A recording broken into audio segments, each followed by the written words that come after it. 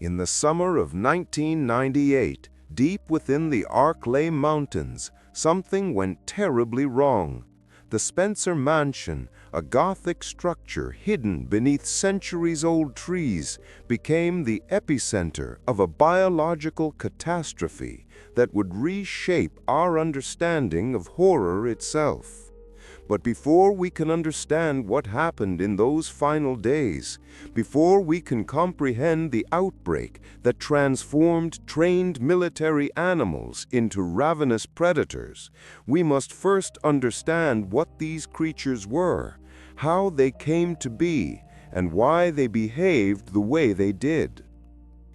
The Cerberus, designated MA-39 in Umbrella Corporation's internal documentation, represents one of the earliest successful attempts at creating a controllable bioorganic weapon.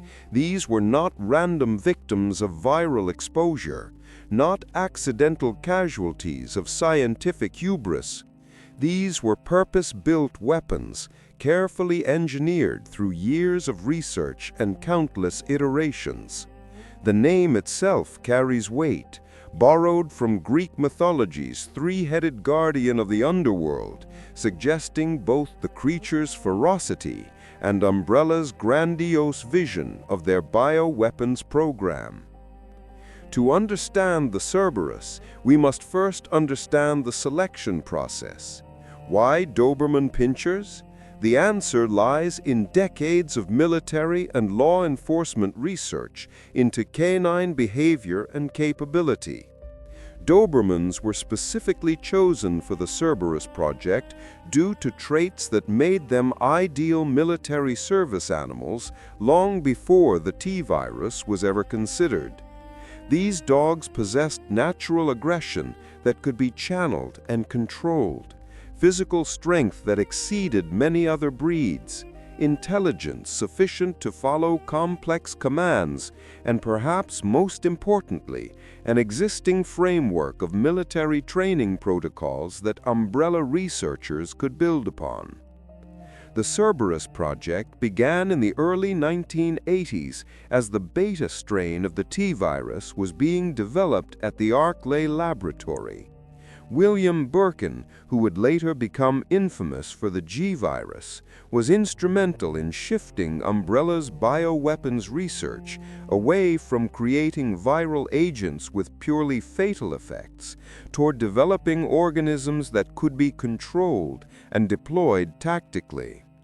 Rather than focusing on pathogens that simply killed their hosts, Birkin envisioned viruses that could alter behavior, enhance physical capabilities, and create living weapons that could be directed against military targets. The beta strain represented a significant evolution from the alpha strain that had preceded it. Where earlier iterations of the T-virus caused rapid cellular breakdown and death, the beta strain was refined to preserve muscular tissue while still inducing the aggressive, hunger-driven behavior that made infected subjects so dangerous. When researchers at the Arklay laboratory determined that approximately 10% of human subjects showed resistance to T-virus infection, the project expanded to include animal bioweapons that could eliminate these survivors in combat scenarios. Early animal bioweapons testing at Arklay yielded mixed results. Projects like Neptune, which involved exposing sharks to the T-virus, produced creatures with increased size but comparatively lower intelligence. The web spinner program, which created giant spiders, faced similar limitations. What made the Cerberus project revolutionary was that it worked with an animal that already possessed advanced cognitive abilities and social structure. Dogs could be trained, could work in coordinated packs, could follow commands even after viral infection had altered their basic nature.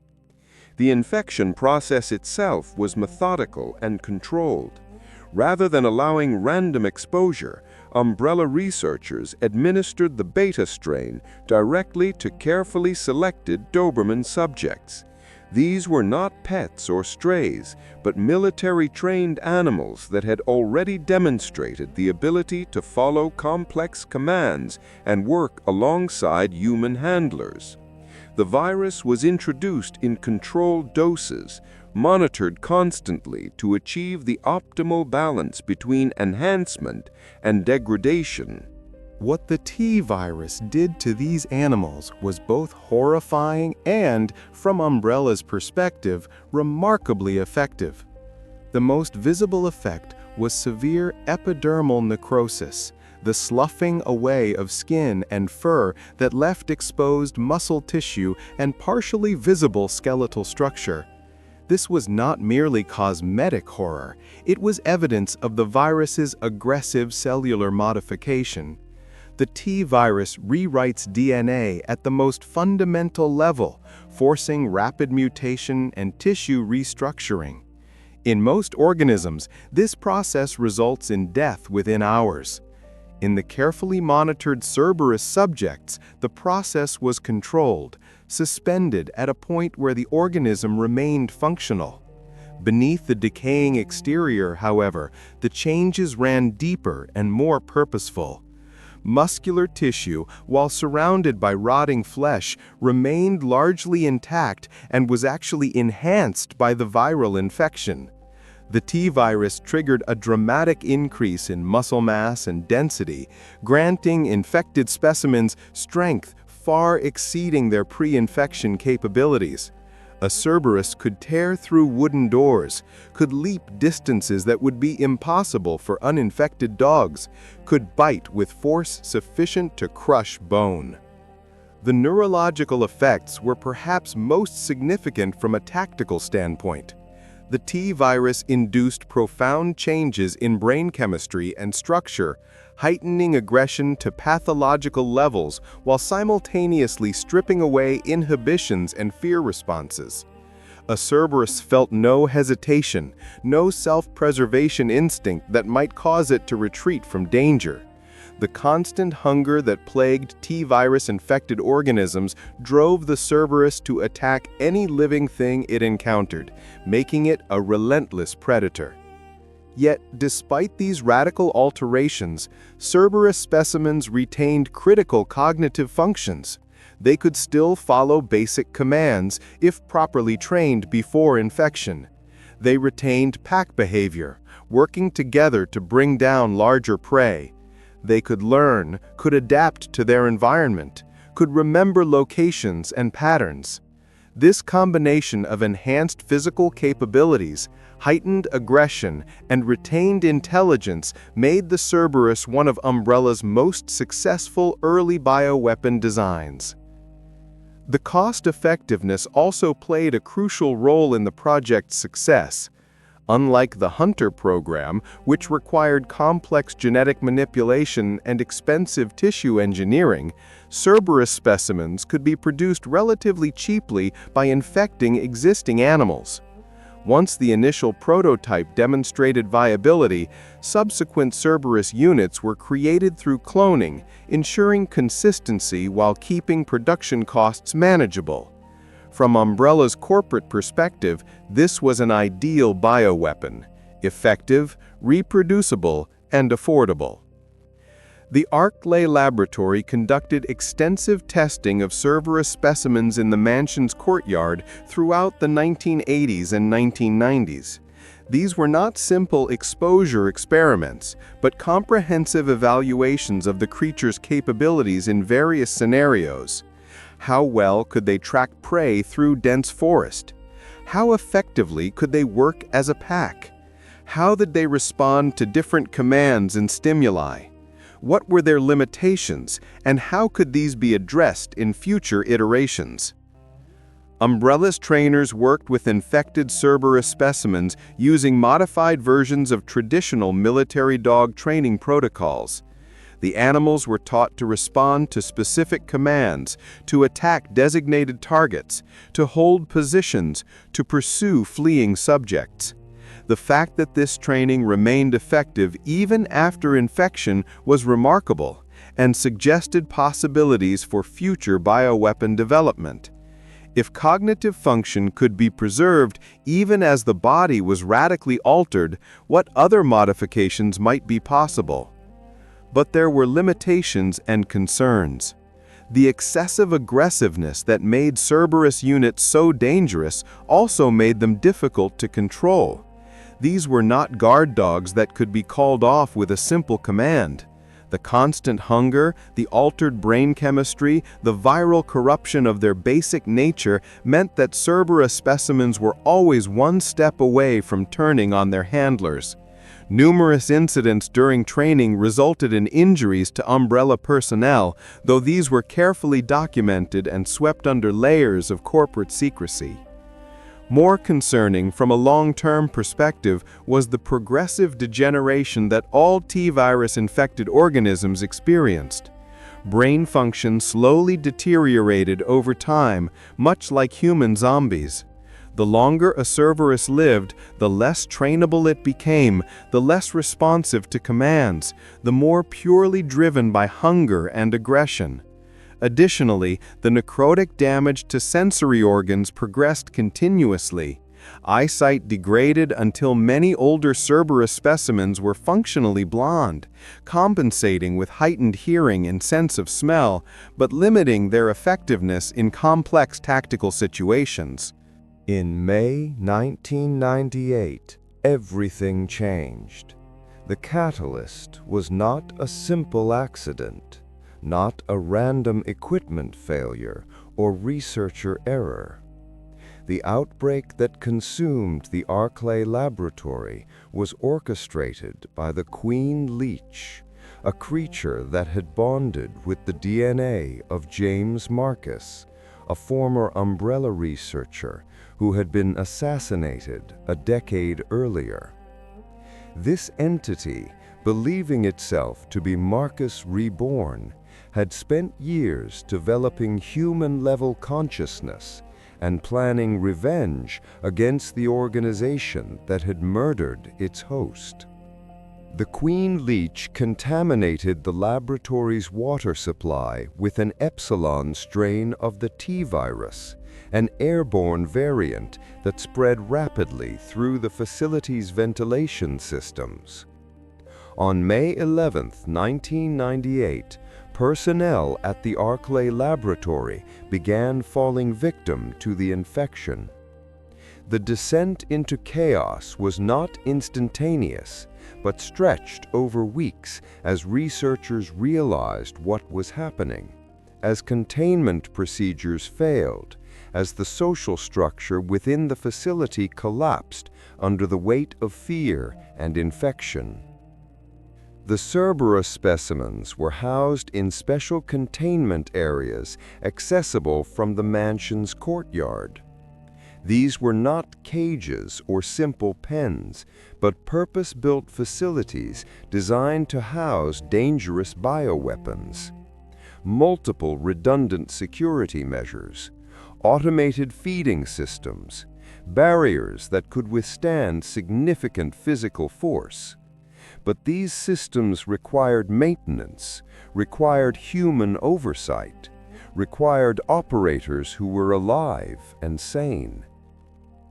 As the outbreak progressed, as more personnel succumbed to infection or fled the facility, the systems that kept the Cerberus contained began to fail. Automated feeding stopped, security protocols malfunctioned, barriers that should have been electrified lost power as the facility's infrastructure degraded. And the Cerberus, driven by hunger and lacking their umbrella trainers, did what any trapped, starving predator would do. They escaped. The pack that broke free from the Arclay laboratory numbered at least a dozen specimens, possibly more.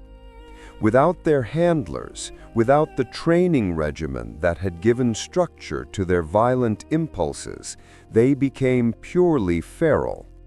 The thin veneer of control that Umbrella had maintained vanished, revealing the truth that had always lurked beneath. These were apex predators, engineered for killing, and now free to hunt. The Arklay Mountains had always been dangerous, but now they became a death trap.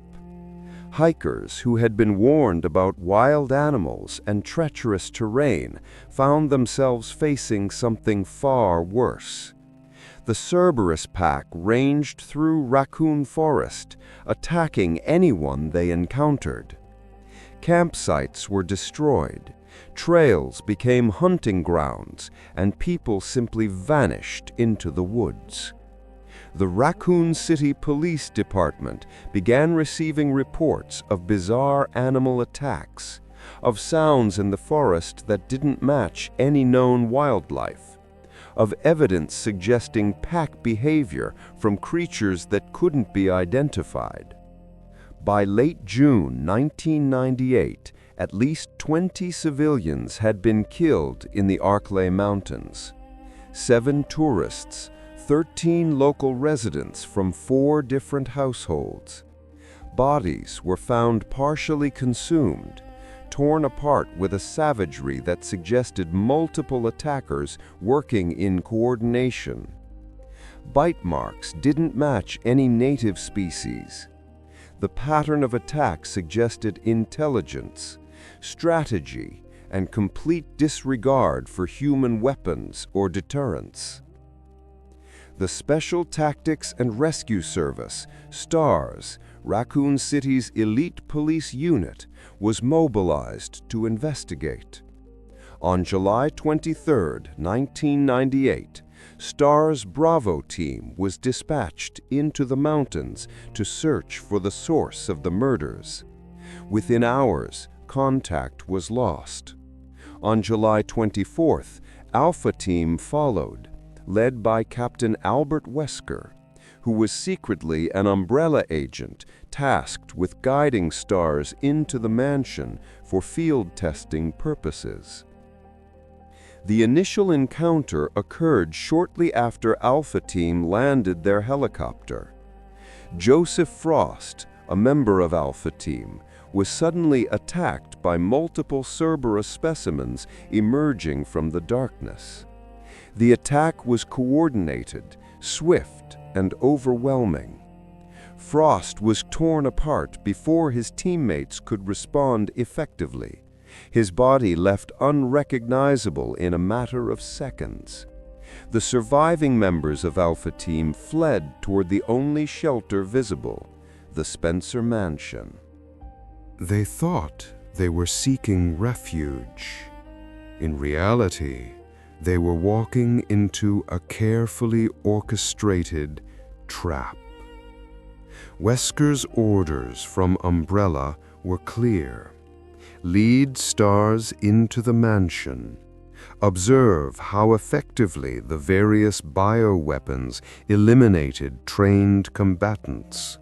Collect data and ensure the incident ended with the facility's destruction to eliminate evidence.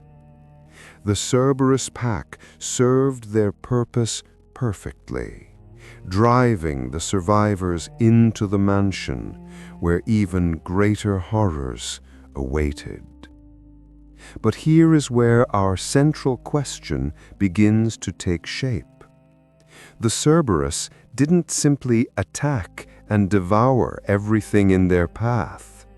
They displayed patterns of behavior that suggested something more than random predation. They seemed to understand the layout of the mansion, to patrol specific areas, to wait at certain locations. Most intriguingly, witnesses reported that the dogs would pause before bursting through windows, as though they were timing their attacks, waiting for the right moment. This brings us to the L-shaped corridor, one of the most infamous locations in the Spencer Mansion. This hallway was not remarkable in itself. Chandeliers provided adequate lighting. Artwork and decorative cabinets lined the walls, and large windows looked out onto the mansion's grounds. It appeared to simply be another passage connecting different wings of the building. Yet it was here, in this seemingly ordinary space, that one of the most memorable encounters with the Cerberus would occur. When STARS members first passed through this corridor, they would notice the windows, the art, the eerie quiet of the mansion. The corridor appeared empty, safe. Nothing suggested immediate danger. But as they moved deeper into the hallway, two Cerberus would suddenly crash through the windows, shattering glass and charging at full speed toward their targets. The timing was precise, the violence sudden and overwhelming. Why did the dogs wait? Why didn't they simply attack as soon as they detected potential prey? The answer lies in a combination of factors: viral behavior modification, retained training, environmental awareness, and perhaps something even more disturbing. First, we must consider the sensory degradation that all Cerberus specimens experienced. The T-virus, while enhancing muscular strength and aggression, caused progressive damage to sensory organs. Vision deteriorated significantly, with many older Cerberus essentially blind. This forced them to rely heavily on hearing and smell. Sound became their primary means of tracking prey. Footsteps, breathing, the rustle of equipment. Scent provided confirmation and direction. Body heat, perspiration, the chemical signatures of fear and adrenaline. When STARS members approached the L-shaped corridor, the Cerberus could likely hear them long before they were in visual range. But hearing alone didn't provide sufficient information for an effective attack. Was the target armed? How many individuals were present? What was their formation? The Cerberus needed additional sensory input to determine the optimal moment to strike. The windows themselves played a crucial role. Glass is not a natural barrier for infected organisms. To a creature driven by hunger and aggression, a window is simply an obstacle to be overcome. But breaking through glass requires momentum, requires the ability to withstand impact, requires committing to a specific trajectory. A mistimed attack could result in injury, could give the target time to escape, could mean the difference between a successful kill and a failed hunt. So the Cerberus waited. They tracked their prey by sound, positioning themselves outside the windows at points where their targets would pass closest. They listened to footsteps, triangulating position and direction.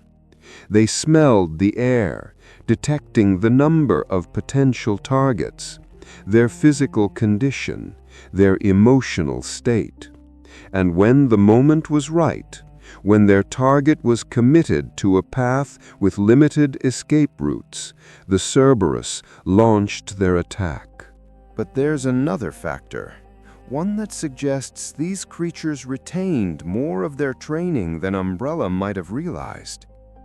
Military and police dogs are taught to time their attacks, to wait for commands or specific triggers before engaging. They learn to assess situations, to recognize when targets are vulnerable, to coordinate with other pack members for maximum effectiveness. Even after viral infection, even after the corruption of their basic nature, some fragment of this training persisted. The pack behavior observed in the L-shaped corridor attack demonstrates this retained cognitive function. Two Cerberus attacked simultaneously, one from each window. This wasn't coincidence or random chance, it was coordination, strategy, a recognition that multiple attackers from different angles would overwhelm the target's ability to defend or retreat. One dog alone might be fought off or evaded. Two dogs attacking in sync would almost certainly secure the kill. The architecture of the Spencer Mansion itself contributed to the effectiveness of these attacks. George Trevor, the mansion's architect, had designed the building with labyrinthine complexity, incorporating hidden passages, elaborate traps, and unconventional layouts. The mansion was never truly meant to be a residence, but rather a security system, a maze designed to confuse and contain anyone who entered without proper knowledge. The L-shaped corridor exemplified this design philosophy. The turn in the hallway created a blind spot, preventing targets from seeing what lay ahead until they were committed to their path. The windows were positioned at points where anyone walking through would be forced to pass close to the glass. The lack of alternative routes meant that retreat would require turning around entirely, a moment of vulnerability that predators could exploit. Did George Trevor intentionally design corridors that would facilitate bioweapon attacks? Almost certainly not, as the mansion was completed in 1967, years before the Cerberus project began. But Umbrella researchers, intimately familiar with every aspect of the mansion's layout, would have recognized the tactical advantages these architectural features provided. They would have noted which locations offered ambush opportunities, which hallways funneled targets into kill zones, which rooms left intruders exposed and vulnerable. When the outbreak occurred and the Cerberus escaped, they had years of experience navigating the mansion's grounds. They had been tested in these areas, had been trained to patrol specific routes, had learned the layout through countless exercises.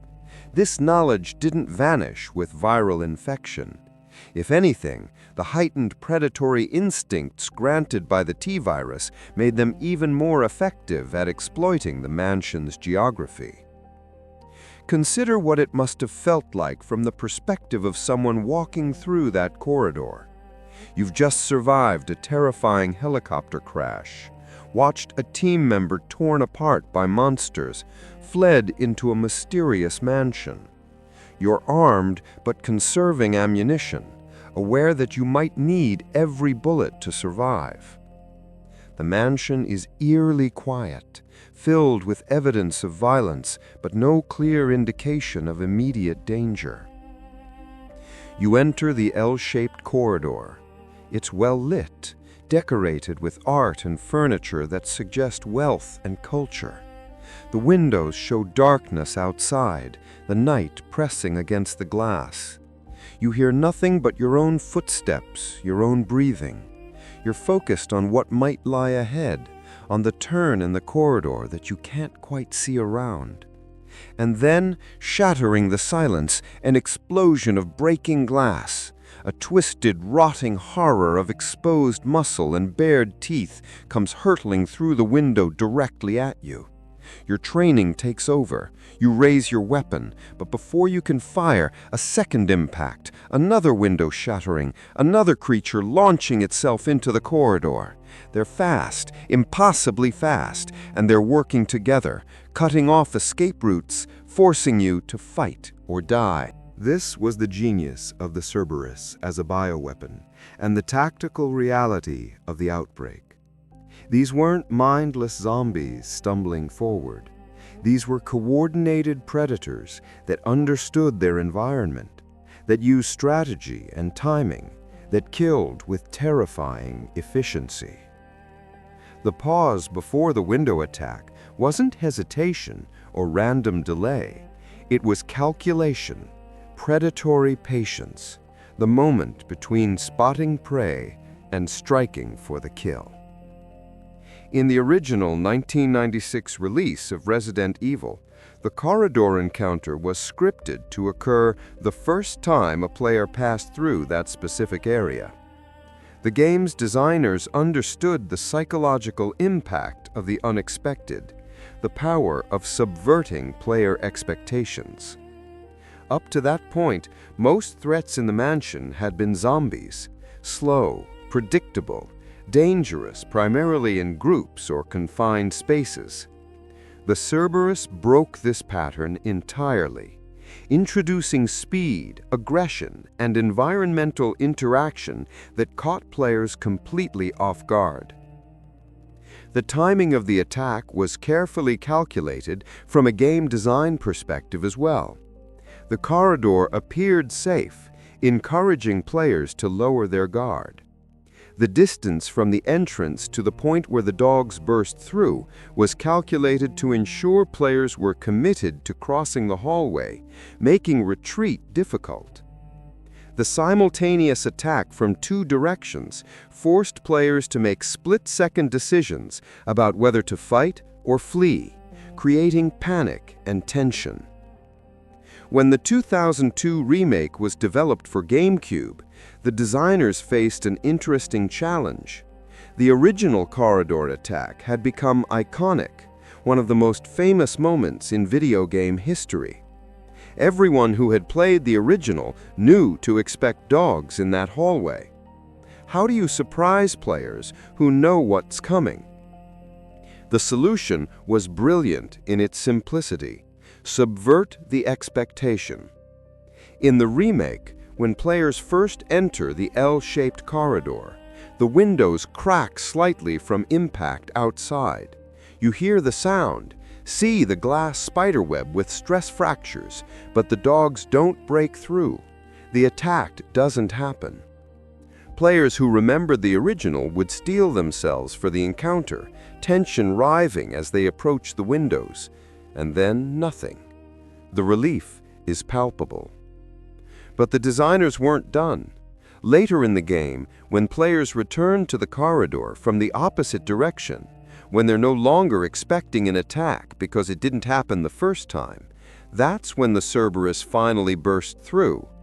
The timing is different, the direction is reversed, and players who thought they knew what to expect find themselves caught off guard once again. If players keep re-entering from the same direction, the dogs never return, but change direction and the pattern resets. This design choice reflects a deeper understanding of fear and anticipation. Horror relies not just on the shock of the moment, but on the dread of expectation. By playing with player knowledge, by making the familiar unfamiliar, the remake's designers created new terror from an old scenario. It also, perhaps unintentionally, mirrors what might have been the actual experience of encountering Cerberus in the mansion. Unpredictability, intelligence, creatures that learned and adapted to their environment.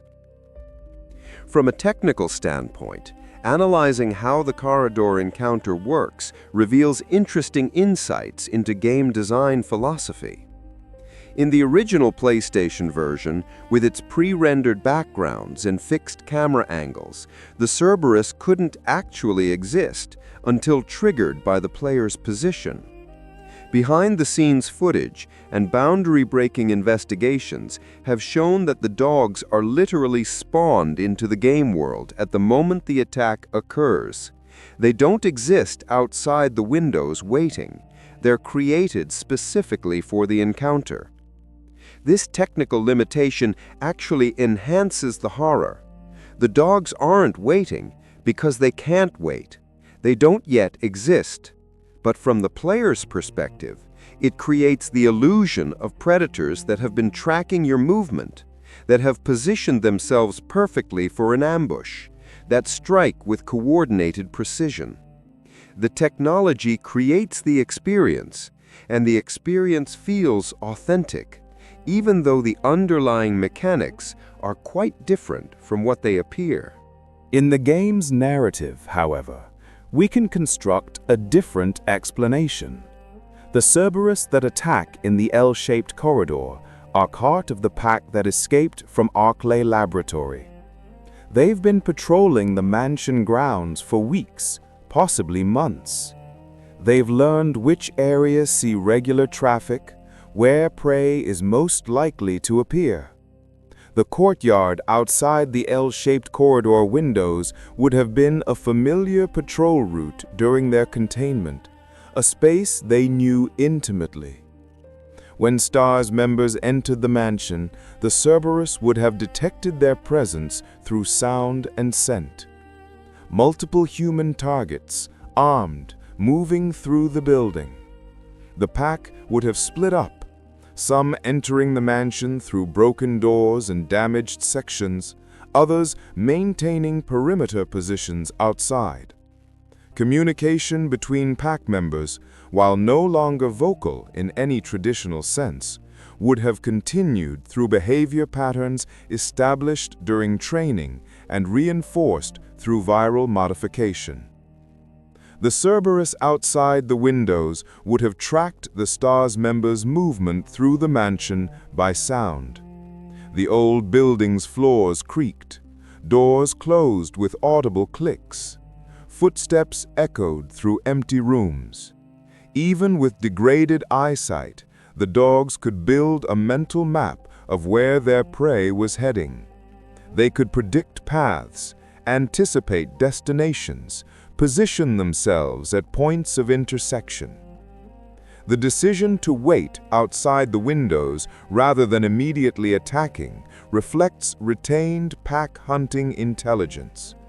If the Cerberus had burst through as soon as they detected prey nearby, they might have alerted their targets too early, allowing escape before the ambush was complete. By waiting until the STARS members were deeper into the corridor, the Cerberus ensured their prey would be trapped between two attack vectors with limited retreat options. This is classic predator behavior. Wait for the optimal moment, strike when the prey is most vulnerable, coordinate with pack members to eliminate escape routes. The pause also served to position the dogs correctly. Breaking through a window requires momentum, requires backing up to get a running start. The Cerberus would have needed to move away from the windows, find firm footing, build speed, and then launch themselves through the glass. This takes seconds, creates sound, requires preparation. The pause that witnesses described might simply have been the time needed for the dogs to ready their attack. But there's a darker possibility, one that speaks to the true horror of what Umbrella created. What if the pause wasn't just tactical necessity or preparatory positioning? What if the Cerberus paused because some fragment of their original training, some ghost of their pre-infection conditioning, made them wait for a command that would never come? Military dogs are taught not to attack without authorization, to hold position until ordered otherwise. Even after viral infection, even after the corruption of their basic nature, could some synaptic pattern, some deeply ingrained neural pathway still fire, still create hesitation? If so, the pause becomes something even more tragic. These creatures, whatever they had been before Umbrella infected them, were not born monsters. They were animals trained to serve, to protect, to follow commands. The T-virus didn't just transform their bodies, it shattered any possibility of return to what they had been. The pause, That moment before violence erupted might have been the last flicker of what they had been, fighting against what they had become. And what they had become always won. The philosophical implications are deeply unsettling. Umbrella Corporation prided itself on creating controllable bioweapons, organisms that could be directed against military targets. But the outbreak demonstrated the fundamental flaw in this vision. There is no true control over biological weapons. Systems fail, facilities fall, infections spread, and the monsters you create eventually turn on everything, including their creators. 78 Umbrella employees died in the Arklay laboratory during the outbreak. 25 were researchers. 7 were on loan from headquarters. 46 were guards and support staff. Many were killed by their own creations, by the bioweapons they had helped develop and test. The Cerberus that escaped didn't distinguish between Umbrella personnel and civilians. They were simply hungry, simply following the drives that viral infection had amplified to overwhelming intensity. The irony is that the Cerberus program was deemed a success before the outbreak. Reports documented their effectiveness, their affordability, their tactical applications. Plans existed for mass production, for deployment to military clients around the world. If the outbreak hadn't occurred, if James Marcus's revenge hadn't contaminated the facility, Cerberus specimens might have been sold to dozens of governments, spreading the T-virus threat globally decades before the Raccoon City incident. When stars finally escaped the mansion on July 25, 1998, the facility was destroyed by its own self-destruct system. The explosion consumed the Spencer Mansion, the laboratory beneath it, and everything contained within. But the Cerberus pack had been roaming the Arklay Mountains for months. How many survived the explosion? How many remained in the forests, continuing to hunt? Official records are unclear. Umbrella covered up the incident, buying off officials and ensuring STARS reports were dismissed. No comprehensive search of the Arklay Mountains was conducted. No effort was made to hunt down and eliminate remaining bioweapons. The easier approach, from Umbrella's perspective, was simply to restrict access to the area and let natural predation reduce the threat over time. But T-virus-infected organisms don't always die quickly. Cerberus specimens could survive for extended periods, especially with abundant prey available. The Arklay Mountains had wildlife, had hikers who ignored warnings, had campers and hunters who wouldn't realize the danger until too late. Each attack risked further spread of infection, each victim potentially rising as another vector for the virus. When Resident Evil's global impact ensured that Cerberus became iconic beyond the game itself, the corridor attack became one of the most referenced moments in horror gaming, copied and homaged in countless subsequent titles.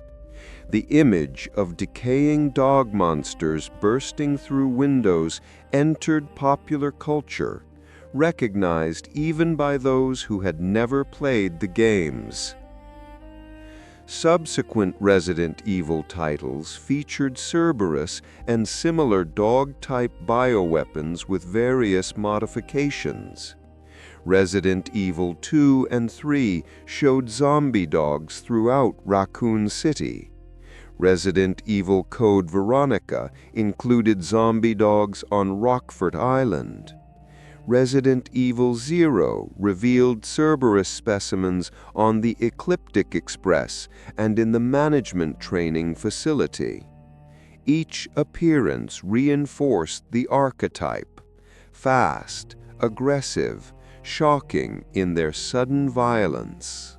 Later games introduced variations: infected wolves, mutated hounds with exposed organs, creatures that split their heads open to reveal grotesque inner maws. These were evolutions of the basic concept, taking the Cerberus archetype and pushing it in new directions. But none quite captured the pure shock of that original corridor encounter, the moment when players realized that nowhere was safe, that threats could come from any direction, that glass and walls were no protection. The films drew heavily on Cerberus imagery as well. The first Resident Evil movie featured infected dogs that closely matched the game design. Subsequent films included increasingly mutated variants, keeping the basic concept alive across multiple adaptations. The 2021 reboot, Resident Evil: Welcome to Raccoon City, brought the story back to the mansion and included direct homages to the corridor scene. From a lore perspective, the Cerberus represents something profound about the Resident Evil universe: the tragedy of good intentions corrupted, of science twisted toward destruction, of humanity's hubris in believing we can control the forces we unleash. These were animals that could have served nobly, could have protected people, could have been loyal companions. Instead, they became symbols of corporate greed and scientific recklessness, their final legacy measured in death and horror. The behavioral patterns we've discussed, the pausing before windows, the coordinated attacks, the retained fragments of training, these are not merely game mechanics or narrative conveniences. They represent the deeper truth of bioweapon development. You cannot simply modify organisms without unexpected consequences. The T-virus enhanced aggression and strength, but it also preserved elements of cognition, created new patterns of behavior, produced creatures that were neither the animals they had been, nor the mindless weapons Umbrella intended. Modern behavioral science gives us frameworks for understanding what might have been occurring in the Cerberus's altered brains. Neurotransmitter imbalances caused by viral infection would have dramatically increased dopamine and norepinephrine levels, creating constant states of heightened arousal and aggression. Damage to the prefrontal cortex would have eliminated impulse control, while the hippocampal function, responsible for spatial memory and learned behaviors, remained partially intact, explaining how the infected specimens remembered the mansion's layout and retained elements of training. The pause before attacking from this neurobiological perspective, might represent the final gasp of impulse control before hunger and aggression overwhelmed remaining cognitive function. Like an addict experiencing one last moment of clarity before relapse, the Cerberus might have experienced fleeting instances where conditioning reasserted itself before the viral modification swept it away. This makes the creatures more tragic than purely monstrous. They were not evil by choice, not malevolent in intent. They were victims as much as the people they killed, animals whose bodies and minds were hijacked for purposes they could never comprehend. The true evil lay not in the infected dogs, but in the humans who deliberately created them, who funded the research, who authorized the experiments, who profited from the suffering. Oswell E. Spencer, the aristocrat who founded Umbrella and commissioned both the mansion and the laboratory beneath it, viewed bioweapons as tools for advancing human evolution, for creating a new world under the guidance of superior beings like himself. To Spencer, the Cerberus were not crimes against nature, but stepping stones toward greater achievements. The deaths they caused, the suffering they inflicted, these were acceptable costs in pursuit of his vision. William Birkin and Albert Wesker, the researchers who developed the T-virus and oversaw the Cerberus project, were not cackling supervillains, but career scientists working within a corporate structure that rewarded results and discouraged ethical questions. They received funding, resources, and advancement for producing effective bioweapons. The moral implications of their work were externalized, treated as someone else's concern. This is the true horror that Resident Evil captures so effectively. Evil doesn't always announce itself with dramatic flair. It often wears a lab coat, carries a clipboard, publishes research papers, and deposits paychecks. The Cerberus program wasn't created by monsters, but by ordinary people who convinced themselves that their work served legitimate purposes, that the ends justified the means, that someone else would bear responsibility for how their creations were used.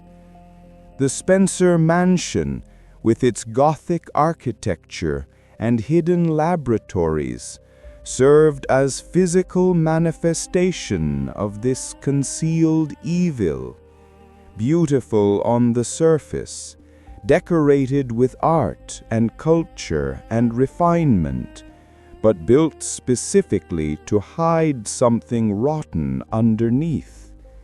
The mansion wasn't haunted by ghosts or supernatural entities. It was haunted by human choices, by decisions made in secret, by the accumulated weight of suffering inflicted in the name of progress. When the Cerberus burst through the windows, when they tore into anyone unfortunate enough to cross their path, they were enacting the inevitable conclusion of the philosophy that created them. Violence cannot be fully controlled, cannot be perfectly directed, cannot be contained indefinitely.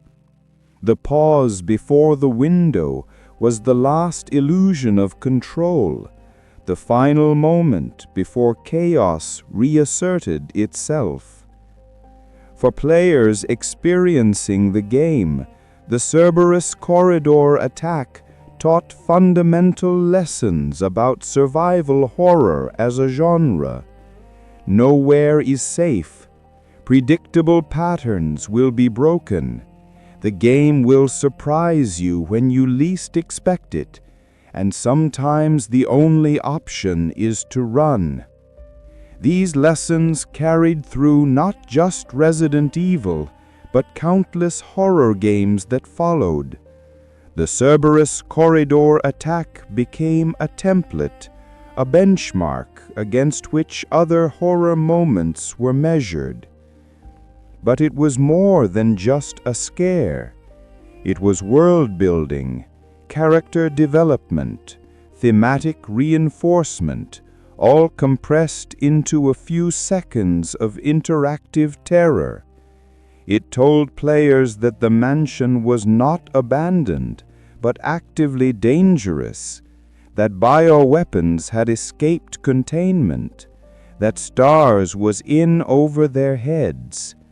It established that these weren't shambling zombies, but diverse threats requiring different tactics. It created urgency, making exploration feel genuinely risky rather than simply methodical. The development team at Capcom, led by director Shinji Mikami, understood that horror works best when it respects intelligence while exploiting vulnerability. The Cerberus encounter doesn't work because players are stupid or incompetent. It works because the game establishes patterns and then breaks them at precisely calculated moments. It works because no amount of skill can prevent the shock of the unexpected. It works because we're all vulnerable, all capable of being caught off guard, all mortal. Mikami himself discussed in interviews his desire to create fear through visible, physical threats rather than supernatural horror. He wanted players to feel scared while also feeling empowered to fight back, to experience desperation without hopelessness. The Cerberus embodied this philosophy perfectly. Terrifying but tangible, overwhelming but not invincible, shocking but comprehensible. The corridor also demonstrated the importance of environmental design in horror. The L shape created blind spots and limited sight lines. The windows suggested transparency and openness, while actually serving as attack vectors. The decorative elements created false comfort, making the space seem civilized and controlled when it was actually a carefully designed kill zone. Every aspect of the location worked together to create the conditions for effective horror. Game designers studying the scene have noted how it employs multiple layers of subversion. First, it subverts player expectations about safety in well-lit spaces. Second, it subverts assumptions about what constitutes a barrier or protection. Third, it subverts confidence built from successfully handling previous encounters. Fourth, it subverts the illusion of player control by forcing reaction rather than planned action. Each layer compounds the psychological impact. The sound design deserves particular mention. The breaking glass, the snarling of the dogs, the sudden shift from ambient music to combat intensity all work together to create sensory overload. Players report that they remember the sound as much as the visual. that the shattering windows have become auditory shorthand for sudden danger. This multisensory assault mirrors real trauma response, where memory encodes not just images, but sounds, smells, and physical sensations. For those who played Resident Evil in 1996, the corridor encounter often represented their first genuine video game scare.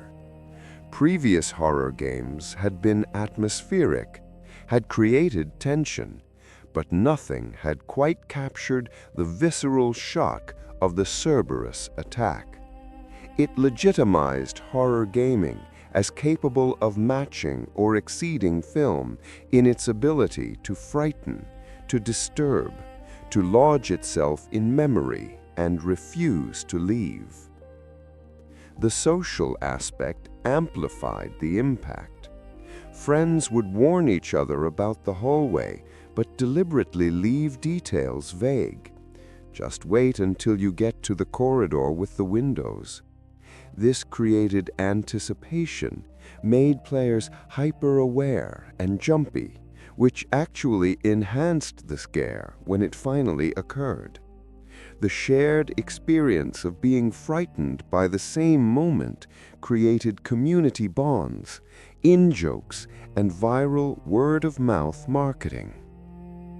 27 years after the original release, the Cerberus corridor attack remains culturally relevant. It appears in lists of greatest gaming moments, gets referenced in articles about horror game design, serves as shorthand for effective jump scares done right. New generations discover it through remasters and remakes, experiencing variations on the same fundamental terror that shocked players in 1996. This longevity speaks to the universality of the fear it captures. Sudden violence, predators that hunt with intelligence, the failure of perceived safety, these are primal anxieties that transcend specific cultural or temporal contexts. The Cerberus taps into something deeper than game mechanics, connecting to evolutionary fear responses hardwired into human psychology over millions of years. When we ask why the Cerberus pause before approaching the windows, we're really asking why horror works, why we're drawn to experiences that frighten us, why games like Resident Evil resonate so powerfully. The pause represents that last moment of normality before terror arrives, the held breath before the scream, the instant where the world shifts from comprehensible to chaotic. In the game's fiction, the pause has multiple explanations: sensory tracking, tactical positioning, pack coordination, retained training echoes, neurological hesitation before viral impulses overwhelmed consciousness. All of these factors likely contributed to the observed behavior patterns. The Cerberus were complex organisms, products of intentional bioengineering and unintended consequences, combining enhanced physical capabilities with corrupted mental functions in ways that created unpredictable yet deadly results. In the player's experience, the pause serves different purposes: building tension, subverting expectations, creating the illusion of intelligent stalking, making the attack feel earned rather than random. The game's designers understood that immediate attack would be startling but brief, while delayed attack creates dread that lingers. From a narrative perspective, The pause symbolizes the false security that characters in horror stories cling to before reality crashes through. The corridor appears safe, the windows seem sturdy, and for a moment you believe you might actually be okay. The pause extends that moment, that hope, making its shattering all the more devastating. The technical reasons for the pause are more mundane. Loading times, spawn triggers, animation sequences that require specific frames to complete before the attack begins. But good horror design transforms technical necessity into narrative strength, making limitations enhance rather than detract from the experience. What makes the Cerberus corridor encounter truly masterful is how all these layers work together seamlessly. The lore supports the behavior serves the narrative enhances the gameplay, and the gameplay creates the emotional impact. Nothing feels arbitrary or disconnected. Every element reinforces every other element, creating a complete experience that functions on multiple levels simultaneously. This holistic design philosophy, where story and mechanics and emotion all align, became a hallmark of survival horror as established by Resident Evil. Later games in the franchise, and horror games generally, strived to recreate this alchemy with varying success. Some got the jump scare but missed the context. Some created atmosphere but lacked punctuation. Some delivered shock without substance. The Cerberus corridor attack had substance. It wasn't just a cheap scare, but a meaningful narrative moment, a revelation about the game world, a demonstration of what players faced. It worked because it was earned, because the game had established rules and then broke them in ways that made sense within the fiction, because the shock came from understanding rather than confusion. As we near the end of this exploration, we return to the question that began it. Why did the Cerberus pause before approaching certain windows? The answer, as with most meaningful questions, is not simple or singular. They paused because their degraded eyesight required supplementary sensory confirmation before committing to attack. They paused because coordinated pack tactics demanded timing and positioning. They paused because fragments of military training created momentary behavioral loops that viral infection had degraded but not completely eliminated.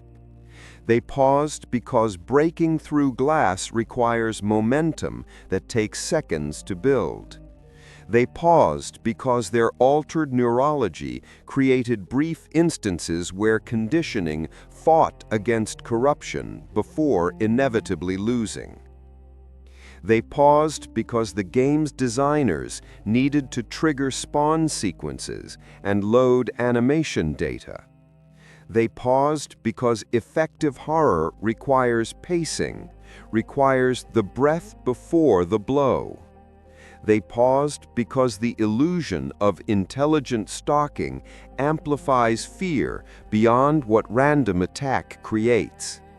They paused because that moment of anticipation, of knowing something terrible is about to happen, but not exactly when, is often more terrifying than the actual event. They paused because horror is not just about the monster, but about the moment before you see it, the suspended instant between safe and endangered, the space where imagination amplifies threat beyond what reality could deliver. They paused because Resident Evil understood that fear lives in anticipation, as much as in manifestation. But perhaps the most important reason they paused because in that moment we recognized something of ourselves. The Cerberus were not alien creatures from beyond comprehension, but dogs, animals we know, animals we love, transformed into something terrible. In their pause, in that last flicker of what they might have been, we saw the tragedy of corruption, the sadness of loss, the horror of familiar things made unfamiliar. This is what separates Resident Evil's horror from cheap shock. There's tragedy beneath the terror, mourning beneath the monsters. The Cerberus were victims before they were threats, weapons before they were warriors. Every attack they launched, every victim they claimed, was evidence not of their monstrosity, but of the monstrosity inflicted upon them. The Spencer Mansion stood for decades hiding these crimes, concealing Umbrella's sins beneath Gothic architecture and artificial refinement. When the outbreak finally came, when control finally failed, when the bioweapons finally escaped, they did not emerge as unforeseen consequences, but as inevitable conclusions. Violence engineered will eventually find its own targets. Predators created will eventually hunt their creators.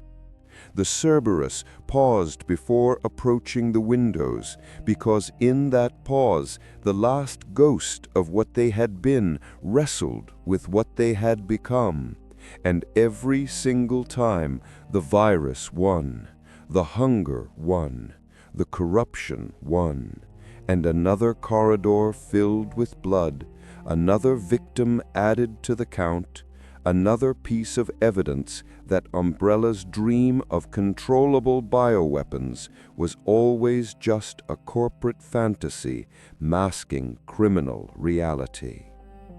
27 years after that first corridor encounter, after countless sequels and remakes and reimaginings, the question remains relevant because the themes remain relevant. We still develop technologies without fully considering consequences. We still pursue power without questioning whether we should. We still believe we can control forces that history repeatedly demonstrates will eventually control us. The Cerberus in the corridor were not just game enemies or narrative devices. They were warnings, prophecies, embodiments of consequences deferred but not avoided. Their pause before the window was our last chance to turn back, to choose differently, to refuse the path that led deeper into darkness. But in horror stories, as in life, we rarely take that chance. We walk into the corridor despite warnings. We pass the windows despite unease. We continue forward because turning back feels like admitting defeat, like acknowledging fear. And so the glass shatters, the monsters attack, and we're left scrambling to survive consequences we might have avoided if only we'd paused when they did.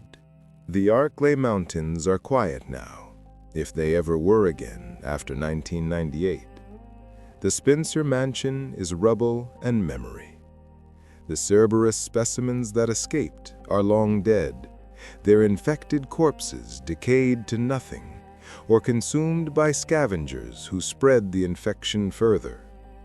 But the story persists, passed from player to player, generation to generation, a digital campfire tale about the night when dogs that weren't quite dogs anymore burst through windows that weren't quite barriers anymore, in a mansion that was never really a home.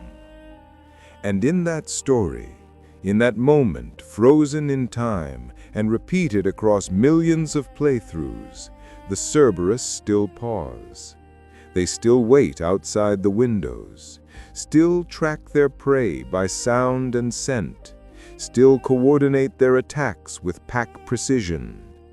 They still represent everything that made Resident Evil resonate.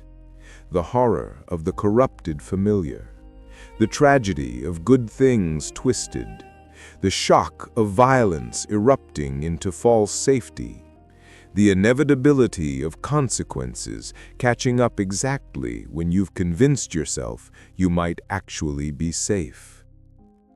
And then they attacked, and the corridor filled with broken glass and frantic combat and desperate survival, and everyone who played through that moment carried it forward, remembering the pause, the anticipation, the instant before safety became savagery.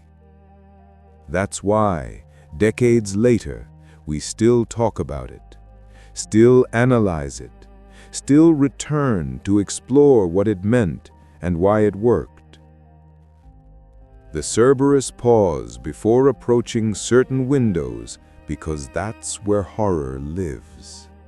Not in the attack, but in the moment before. Not in the monster, but in the anticipation.